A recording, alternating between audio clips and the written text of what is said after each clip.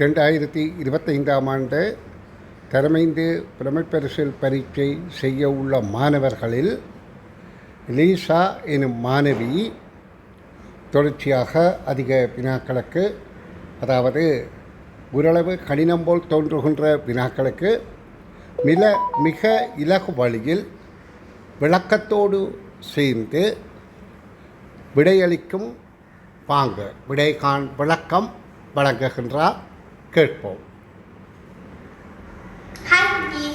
2021ஆம் ஆண்டு தை மாதம் 14ஆம் தேதி வியாழக்கிழமையாகும். 2022, 2023 ஆகிய ஆண்டுகளில் தை மாதம் 14ஆம் தேதிகளில் அமையும் கிழமை நாட்கள் எவை?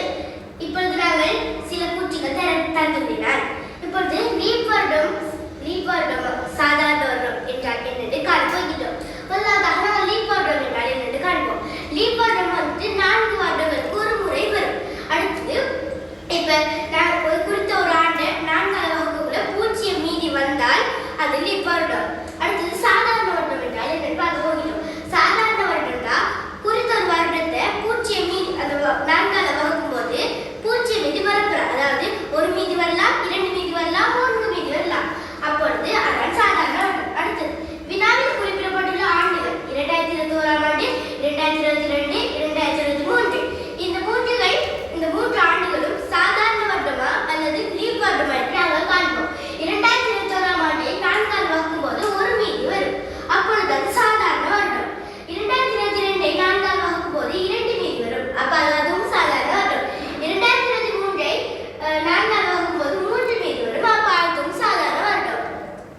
அடுத்து வருடத்தில் உள்ள வாரங்கள். இப்ப நாங்கள் கண்டுட்டோம், இங்க தரப்படுற அனைத்துமே சாதாரண வருடம் என்று கண்டுட்டோம். அப்ப சாதாரண வருடத்துல 365 நாட்கள் இருக்கும். 365 நாட்கள் நாங்க 7ஆம் வகுக்கணும். ஏன்னா ஒரு வாரத்துல 7 நாட்கள் இருக்கும். அது 7ஆம் வகுத்தா 52 வாரங்களும் ஒரு நாள் முடியும்.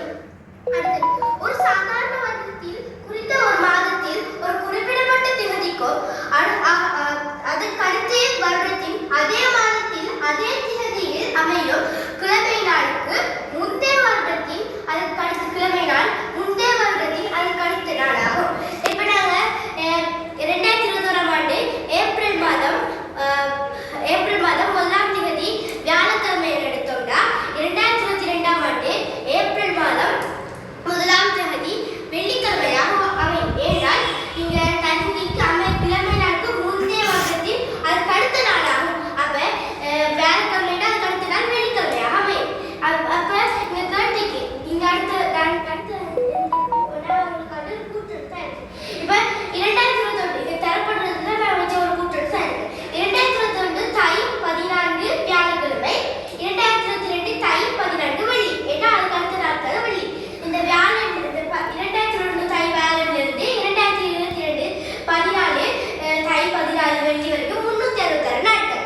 அடுத்தது 2022 தை 14 வெள்ளி, 2023 தை 14 சனி.